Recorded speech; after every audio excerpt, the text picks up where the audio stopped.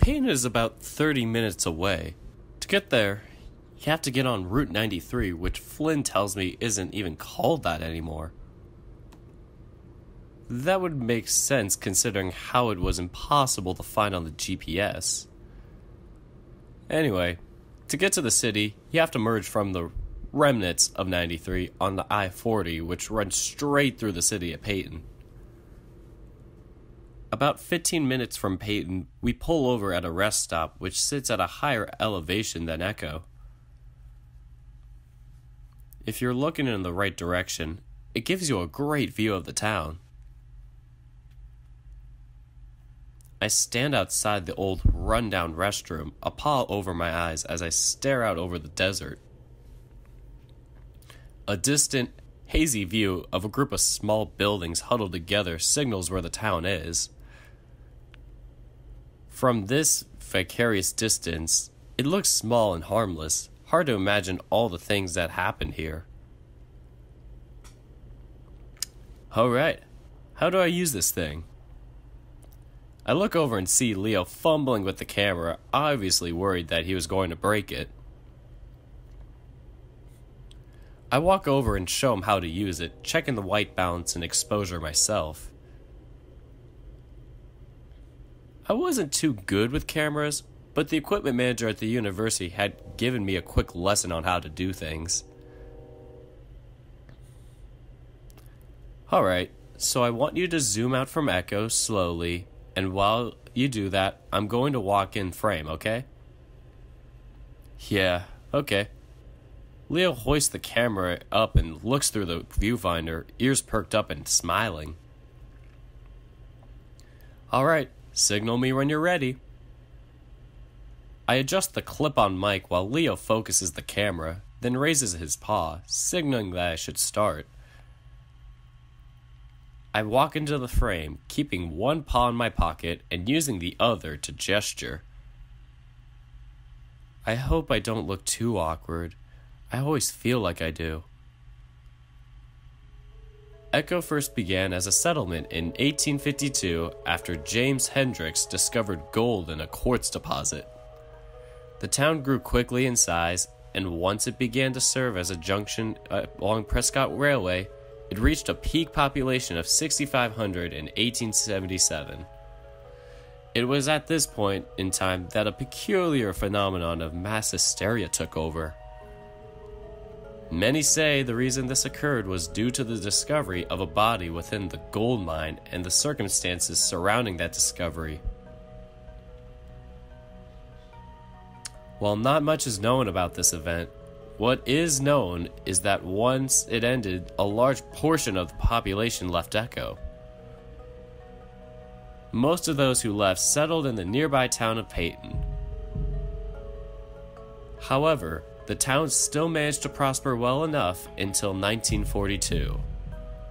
That's when the government stepped in to shut down the mine, as it became a federal law to divert all mining resources to the war effort. The town's population sharply declined shortly thereafter, and by the 1950s, it had dwindled to approximately 2,000 people. A shutdown of the Prescott Railway in the 1960s, followed by the bypassing of Route 93 by I-40 in 1986, was the final nail in the coffin for the town. By the 90s, the population had dwindled to just 150 people. My goal, however, is to investigate the first event which led to this town's decline and possible demise. What happened in that mine almost 150 years ago? I've come to Echo to try and find out what information, if any, can be gleaned from the events of 1877. I wait for a few seconds, then look at Leo. That good? Yeah, don't know how to stop this though. Here. I walk over to take the heavy camera off Leo's paws. That was pretty good. You want to be a reporter? Maybe. I'd rather just write than be on camera though. Yo, Chase! Leo and I look up towards the car, greeted by the sight of a bright white ram's ass hanging out the back window of Leo's van. I don't really react. I mean, despite being self-conscious about his weight, Carl was pretty shameless about stuff like this. I'd probably seen his naked butt more often than I'd seen Leo's, and that was saying something. Make sure you get a shot of me. Hey! At that moment, Flynn, who is sitting next to Carl in the back, reaches around and yanks the ram's pants down so that they hang around his knees. Even though Carl's pretty quick to pull them back, I still get a pretty good view of his equally white balls dangling between his legs. Leo snorts, and I can see Flynn laughing his ass off while Carl punches him in the shoulder. Unfortunately for TJ, who was sitting in the middle row with Jenna, he was looking back at the time and probably got a much better view than I did. Now he's facing forward, covering his face while Jenna sits next to him, reading a book, looking uninterested. 21 and he's still doing that, huh? Yeah, it's a little more awkward without you three around, though. We head back to the car, and I grab the camera bag from the passenger seat to put the camera away. Hey, did you see my ass? Saw more than that. Your thing's about the whores of Echo, right? He'll be a perfect fit. Well, if you could even fit it on the camera. I stashed the camera bag in the footwall before hopping in. Southwest Adventures is an amusement park right in the middle of Peyton. It's decent enough that people come not just for Peyton, but cities up to 100 miles away to vacation here. Because of this, it's usually crowded, and today is no exception. Families and their kids are everywhere. It's a generally nice day, sunny in the 80s, and it being on a Sunday added to the crowd. I didn't mind though. The point of this is to hang out with my friends. I don't know about you guys, but I'm starving. Let's get some funnel cakes. Jesus, Carl, we just got here. Hey, I didn't have any breakfast. You had breakfast, all right. A blunt with a side of the munchies. It's no problem. You could do that while I plan out what we're doing. Carl ambles off, on his way to the funnel cake stand. I snagged one of the park maps from the entrance and I hand that to Leo. Alright, so when my family comes here, we go clockwise to hit all the rides. That sounds like a plan. It's pretty crowded today, so we probably won't be able to do everything. But in this order, we'll at least be able to ride Event Horizon. You sure? The line is always so long for that ride. TJ's looking up towards a tall, spiraling electric red steel roller coaster. It's definitely the most recognizable landmark in the park. You could see from almost anywhere in Peyton.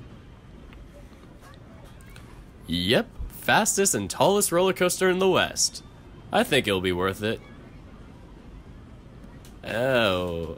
TJ rubs his arms with one paw, the corner of his muzzle twitching a little bit. I had forgotten about that. He used to have a pretty pronounced motor tic where the corner of his mouth would twitch up over and over again. It used to be a constant thing, but it stopped once we entered middle school. Guess it hadn't completely gone away. You alright, TJ? We could skip the big rides if you... Oh hell, TJ, you're a fucking adult now. No, it's fine. I'm fine. I just haven't been on a roller coaster in a while. TJ snaps his head back towards us, He's all tensed up and the movement looks like a rubber band being snapped. I'm riding all the rides with you guys. TJ walks off, his paws shoved deep into his pockets. I feel bad for him, and I want to give him an out somehow, but that's when Carl comes back with his funnel cake. It's topped with ice cream, powdered sugar, and strawberries. Anyone want to share? Yeah, that looks really good. No. Alright. Guess I'll have to eat the whole thing.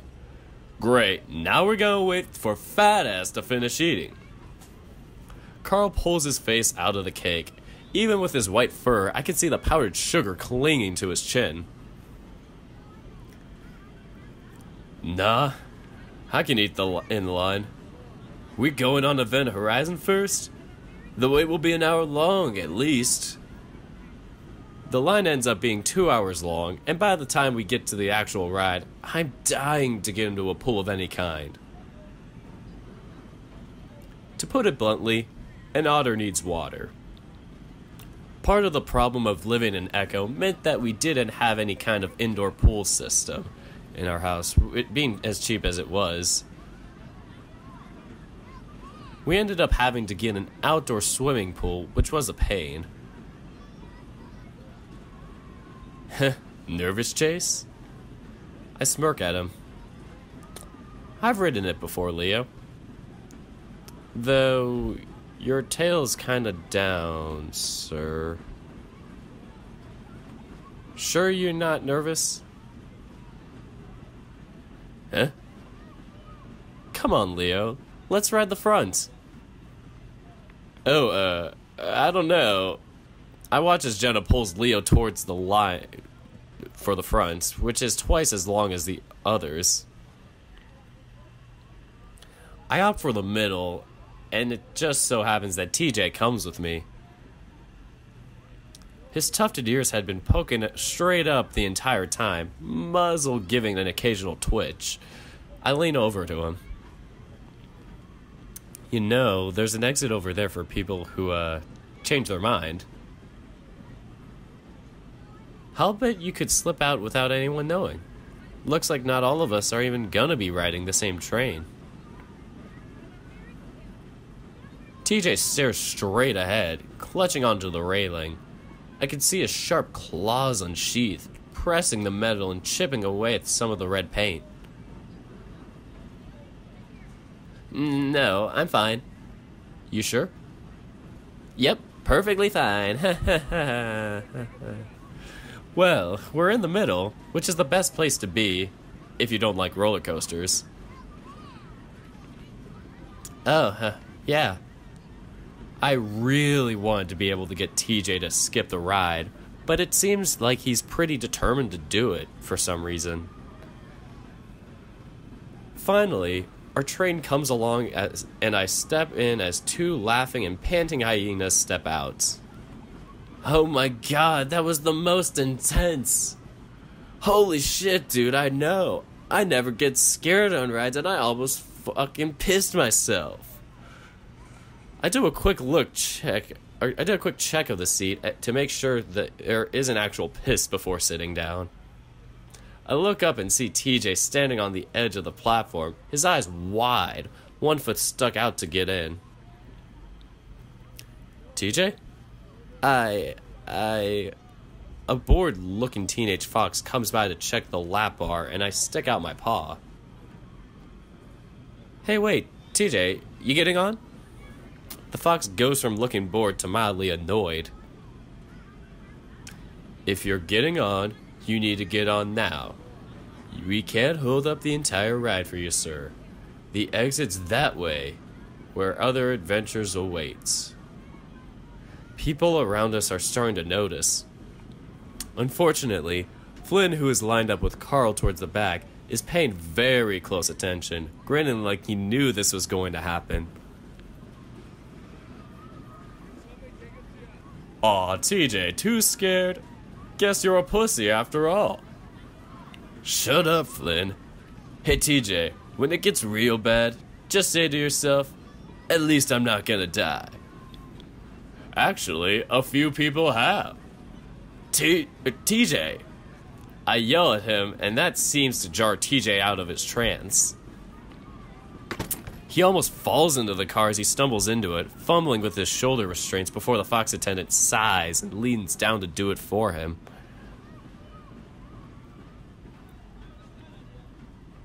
I can see the red on the insides of TJ's ears as he blushes, and I feel my own ears burn a little from secondhand embarrassment.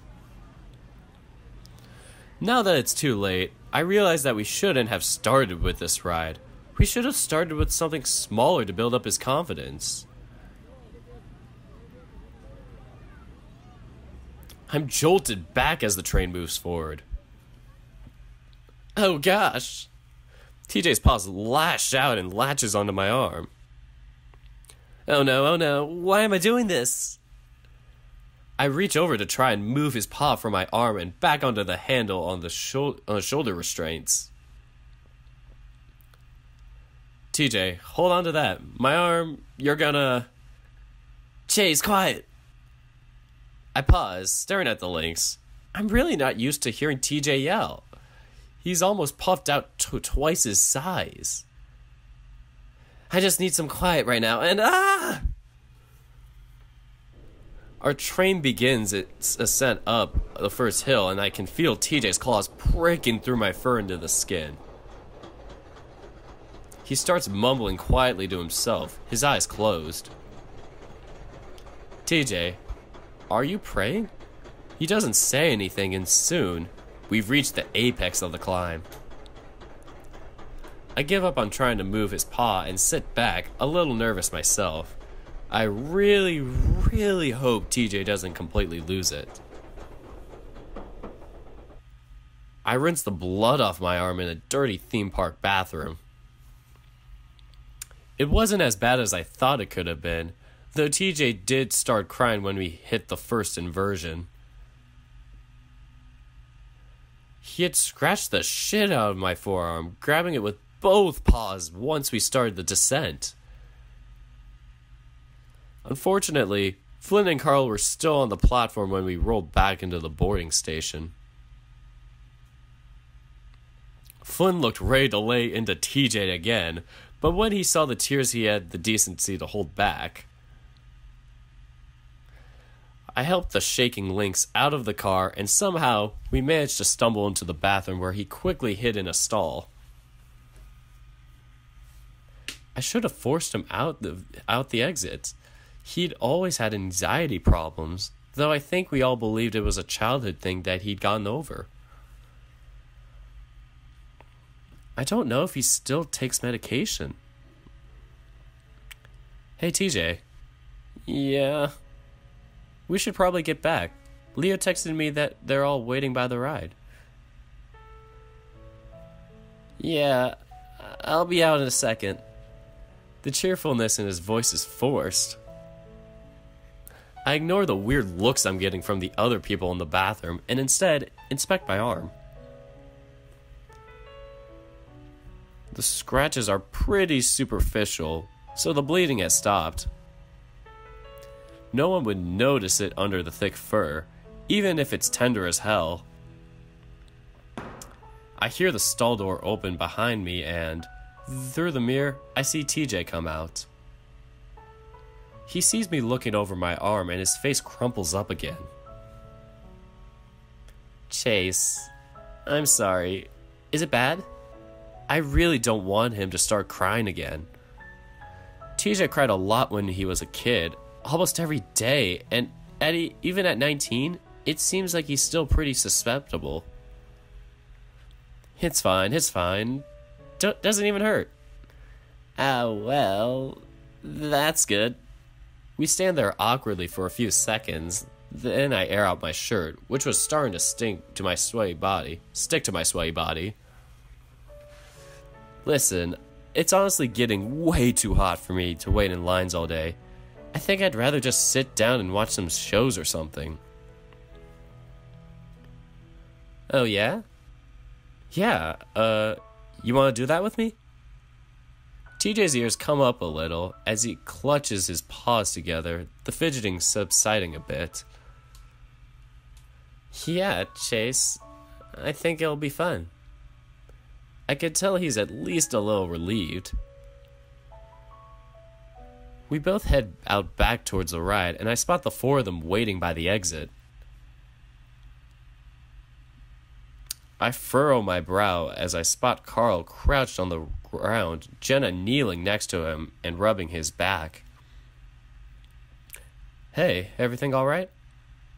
Jenna looks up, a sympathetic smile on her face. Carl's not feeling too good. Oh, you want to sit on the bench or something? If I move, I'm gonna... That's what you get for stuffing your face right before the ride. You think they sell ginger pills here? Or ginger ale at least? A joint would be nice. There are some vendors over there. I'll go check. I'm actually kind of glad everyone's preoccupied with Carl right now. Take some of the heat off TJ. Let's move to a bench. It'll be better if you're sitting down. Slowly, Jenna and Leah lift Carl up, and now I can see from his face that he really is ill. To the average person, our little outing might already seem like a disaster, but this is perfectly typical for us. Nothing ever went according to plan. We sit Carl down on a bench and he bends over, his face in his hands as he moans softly. TJ comes back with a medium-sized cup in his paws. He sits next to Carl. No ginger ale, but they did have some lime soda. Carl takes it and sips it a bit before sitting back and belching. Fuck it, I'm done, guys. What? What are you gonna do all day? Sit here? Actually, me and Chase are going to go see some shows. You can come with us. Guys, we were going to do this hang out with each other, remember? I'll leave him. We're wasting time. Flynn turns and walks off, his hands shoved in his pockets, hunched like a stone gargoyle. He definitely looked the part, being a lizard. Damn, that was probably a bit specious. Well, we all have our phones. Text us, alright? Sure. Jenna turns and follows Flynn, but Leo hesitates a moment. He looks at me before eventually turning to follow Flynn and Jenna. 5 minutes later, and Carl's stomach settles to the point where he's able to get up and walk. At this point, I'm completely wiped out and I just want to sit down. I point out the first stage we see and they agree. I sigh gratefully when I sit down. You look tired as shit.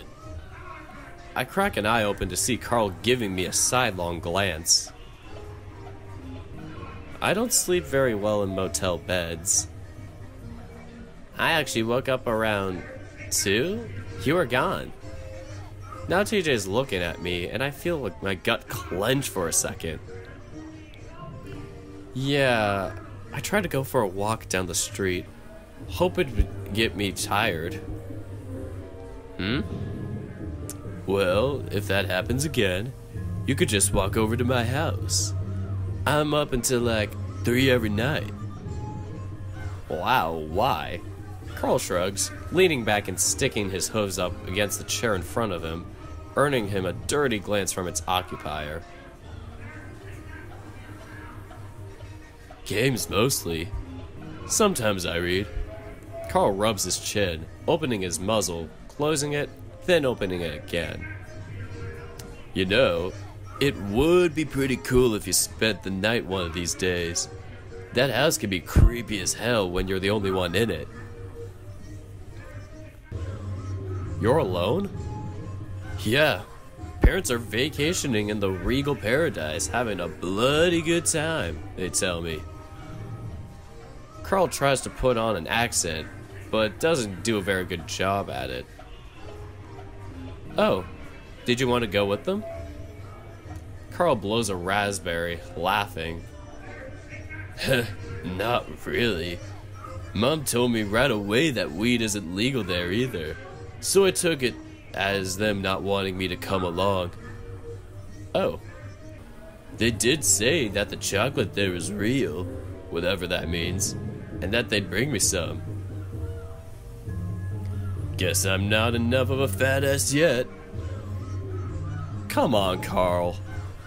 But dude, I'm getting there. Soon, all I'll have to do is stand in front of the mirror, block out my face, and jerk it to my moves. I make a dumb snorting, croaking sound, and I feel TJ looking at the two of us disapprovingly. Not the hardest thing to do when you're high. Wait, so you've actually done it? Carl shrugs, smirking at me. I reach out and grab my chest. From what I can tell, there's a pretty firm set of pecs under there. Carl puts a mock horrified look on his face. Sexual assault, he touched my breast. Oh, whatever, Carl. They're harder than mine. So now we're teenage girls in the locker room comparing racks? Hey, you're the one that brought up tits. You know what? I can see it. Yeah. You're the hot preppy one everyone likes. I'm the bit fat chick you're all nice to, but call Big Thunder Mountain behind her back. And TJ? TJ hadn't been paying attention, distracted with watching some dancers come on stage. He looks innocently at us. Huh? You're the cute, naive Christian chick that only takes it up the butt so as to stay a virgin. What? Let me feel your boobies. I want to compare. What in the world are you talking? No! Small, but perky. After a few seconds of tussling and Carl getting smacked in the nose by TJ, someone shushes us from behind and we're forced into silence. The show starts off with a bunch of mice having a weird sort of hoedown. TJ's really into it, and it actually starts clapping along. I smile. TJ could definitely be kinda cute sometimes. Carl just rubs his nose and leans back, watching with a smirk as if the whole thing is a joke to him. At this point, my eyelids were feeling really heavy. At most, I'd gotten maybe 4 hours of sleep last night. I think about leaning my head back, but the backs of the seats are pretty low, and I'd just end up with my head hanging over the back. Leaning forward would just be impossible. I could lean on one of my friends. I don't think they'd mind.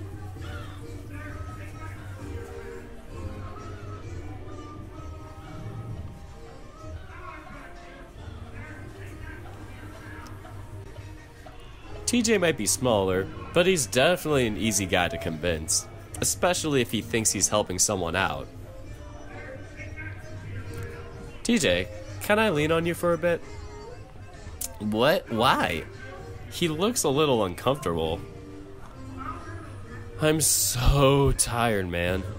Alright.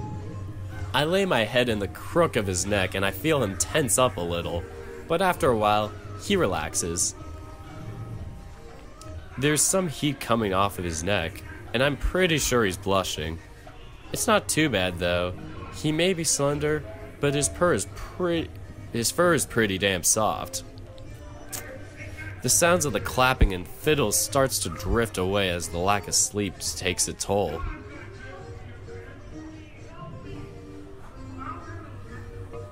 I feel along the rough edges of rock and dirt. The only thing I can hear is the shower of debris I'm knocking to the ground. The air is stale, and I have the vague feeling that I'm suffocating. I keep going. I'm gonna reach the end eventually. Just have to keep moving. I can tell that I'm going down, deeper and deeper.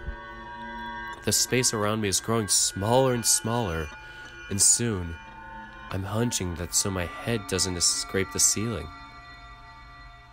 I can hear footsteps, not quite in synchrony with my own. They aren't any kind of footsteps that I've heard before, though.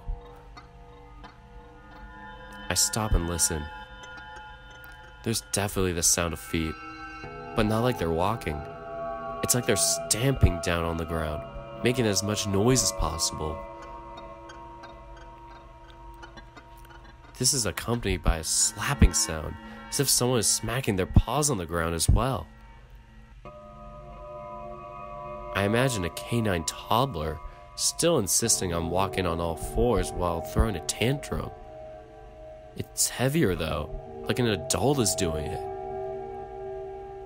That image makes my nape of my neck prickle, but I'm not scared. It's not long after I stop that the noise stops as well, just 10 feet behind me. I turn, watching the darkness. I knew you'd come back. They always do. My voice sounds clogged, muted, like the rocky walls are just sucking up the sound instead of bouncing them down the tunnel. The stamping starts up again, loudly coming towards me at full speed. Now I can hear sobbing, sniffling, and a strange guttural grunting. It's just feet away. You're only moving in circles. It veers away just as the words leave my mouth, going back the way it came. I stand there a while, listening until I can't hear it anymore. I turn and continue on the walls again as I make my way lower and lower. The smell hits me right as my paws hit it, slick and slippery. Blood coats the walls and my paws run along like thick oil. It's warm and flesh. And now, I'm getting up close. A voice abruptly echoes down the tunnel. It's not far away at all. I knew you'd come back. They always do. I make my way closer and closer, and now fear pricks my heart. They always do. I hear muffled screams now, as if someone is yelling with their mouth closed. Now the fur is standing up all over my body, but my feet won't stop. I keep going. I'm getting closer and closer. You're only moving in circles. I'm here. It's right in front of me. And now I'm reaching out to it. Reaching out to touch it. I can't stop. I can't stop. Yeah! I jump, my head jerks up, and my eyes snap open, looking around wildly. It's like I just came up from being underwater too long. Shit. Whoa. TJ and Carl both jump shortly after I do. I look back and forth as they stare wide-eyed back at me. It takes me a second to realize I'm still at Southwest Adventures, at the stage watching shows. Jesus fuck, dude, are you alright? Carl! I lean forward and rub my face in my paws, trying to stop shaking. I'm fine. Just a really bad dream. I feel a small paw on my back and TJ rubs it. What about? I'm not really sure. Just in a really dark place. And some things were in there. Huh? That sound pretty creepy. What kinds of things? I think for a minute. The weird crawling thing, the screaming thing. I pull my head up, looking towards the stage, which is empty right now. It doesn't matter. It was just a dream. Hey, what happened to the show? Carl chuckles next to me, leaning back again. You missed him, dude. We've seen like 3 shows. Yeah, they even had a segment with otters doing water tricks. We thought about waking you up for it, but you were in a really deep sleep. That's too bad. I always love seeing my people laughed at for the swimming clowns that we are. How long's it been? Carl checks his phone, which he already has out. Been about 3 hours. Could probably get some lunch now. Damn, I'd been out for a while. I'm surprised I hadn't at least woken up a few times, considering the uncomfortable position I'd been in. I guess you feel better then. Yeah. Been feeling better for the past 2 hours. Now I'm hungry. I've composed myself for the most part and took out my phone to text Leo. It's already 2 p.m., so I tell him we're hungry and that we should meet up. He gets back to me pretty quick, saying that they are mostly done with the big rides. He also says that we should meet at the center of the park in the food court. We meet Flynn at a table in the food court where he already bought some pizza. Carl immediately sits down and pries open the box, taking out a few slices. Of course. You guys have fun? It was alright. Watched a few shows about our state's specious history. Chase took a nap. Flynn eyes TJ, who doesn't say anything as he sits to take out his own slice of pizza, a bit more daintily than Carl had. Feeling better, Tej? Yeah, I'm fine. TJ nibbles on a slice of cheese pizza. Yeah, well, the pizza here is a hell of a lot scarier than any of the rides, so you're braver than I am.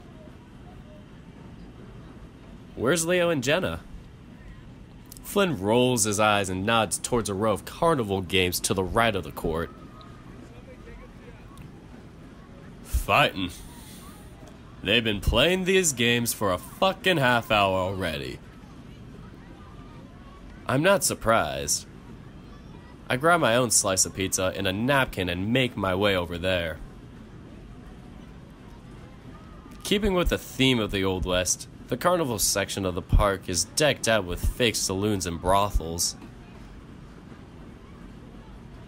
I spot them pretty quick. Leo's holding a pink unicorn and Jenna's carrying a green dragon. They seem to be in pretty good spirits though. Leo's grin is a little tight.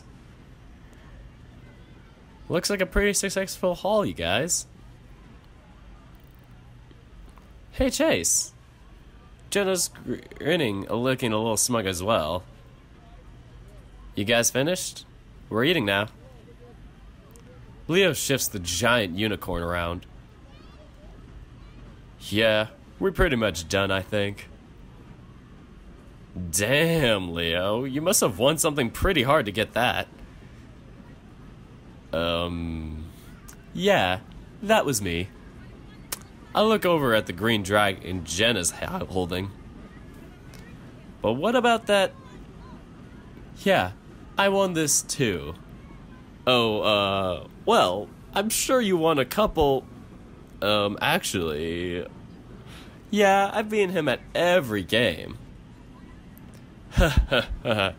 Yeah, well, you're visiting. I want your memories of this vacation to be good. Obviously, it's getting to your head, though. Oh, please. Chase, you should have seen his face. Sour grapes the whole time. Oh, really? I would usually stay out of stuff like this. Leo always got a little carried away when it came to competition, especially when I was around, but it was kind of funny seeing him act like this.